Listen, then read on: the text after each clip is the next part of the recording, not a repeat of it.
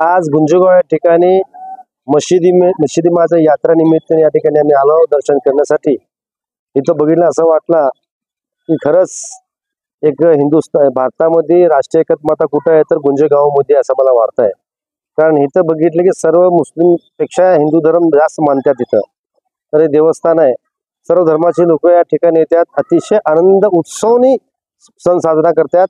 सगळे लोक आपल्या दर्शन घेतात। मला बघून अतिशय आनंद वाटला। अशीच गुंजगावासारखी परिस्थिती पूर्ण महाराष्ट्रामध्ये व्हावं अशी मी अपेक्षा करतो। मशिदी माला मी साखर टाकतो की बाबा तुम्ही असंच महाराष्ट्रामध्ये हिंदू मुस्लिम ऐक्य राहावा अशी मी त्यांना आज दुआ मागतो। कारण कसं माहिती आहे का, आज देशामध्ये जे चाललेलं आहे हे आपल्याला सगळ्यांना माहीत आहे, परंतु आज इथं बघितलं असं वाटतंय की कुठंच आपल्याला आता जातीवाद दिसत नाही।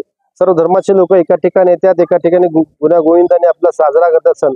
अतिशय आनंद वाटतोय। या ठिकाणी मी आम्हाला तेच म्हणलो की गुंजगावला बघितली अतिशय आनंद वाटतोय। माझी यात्रा निमित्त यायचा पहिला वेळ आहे, अनेक वेळा आलो मी, परंतु या ठिकाणचे अनेक वेळा इलेक्शनच्या प्रचाराला आलो, परंतु आज मी यात्रा निमित्त आल्यानंतर असे आनंद वाटला मला।